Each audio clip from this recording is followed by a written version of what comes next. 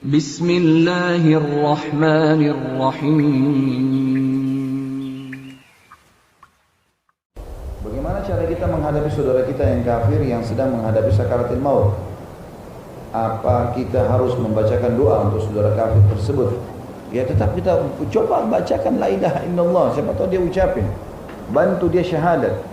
Itu contoh dari Nabi SAW waktu anak muda Yahudi mau meninggal, Nabi suruh, hai anak muda ucapkan asyhadu an la ilaha illallah wa anna Muhammadar Rasulullah, syahadat. Maka dia lihat ke ayahnya, dia sudah sakit parah. Ayahnya bilang ikuti saja Abdul Qasim. Maka sambil tertati-tati dia ucapin.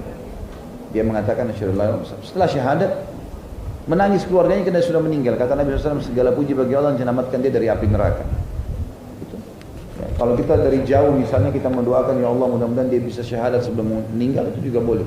Ya, itu Allah alam. Apakah kejadian kecelakaan termasuk kematian mendadak yang merupakan kenyamanan juga? Semua masuk.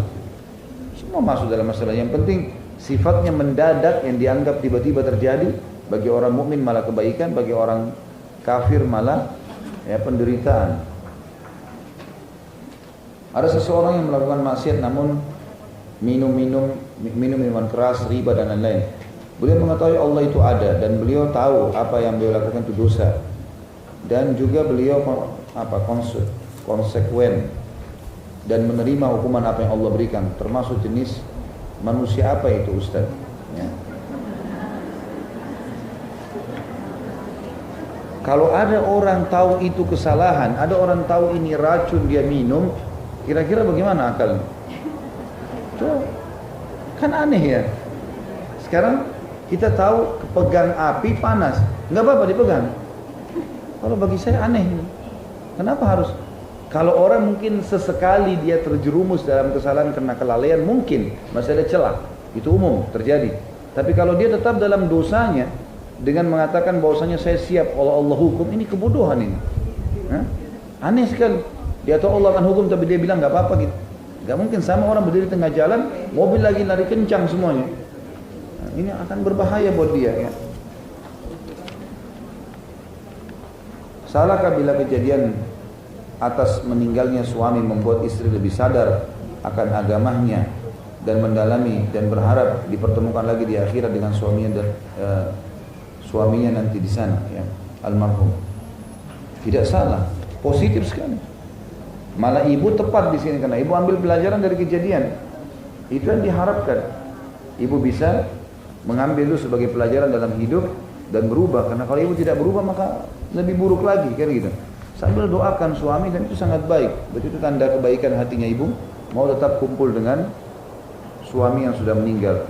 Semoga Allah rahmat.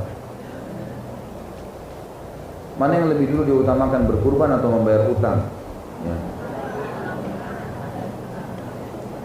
Kita rincikan ini, ya ini sebagai penutup pertanyaan kita. Kita rincikan. Kalau utang itu jatuh tempo pas di hari Idul Adha. Ini contoh. Kan Idul Adha itu dan hari tasyrik 4 hari kesempatan kurban. Kalau ada orang betul-betul pas tiba waktu itu adalah masa jatuh tempo hutangnya dan dia punya kemampuan, ya dia bayar utang. Nah itu. Kalau yang dibayar utang ini cicilan, misal KPR rumah atau apa saja ya, dia lagi bayar, misalnya per bulannya 20 juta misal atau 10 juta. Di hari Idul Adha, tiba masa dia membayar cicilan 10 juta dan dia punya kemampuan, utangnya masih 1 miliar misalnya.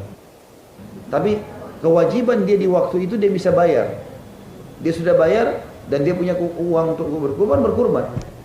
Karena itu belum jatuh tempo. Ini yang jatuh tempo yang sekarang. Maka butuh rincian masalah itu. Ya.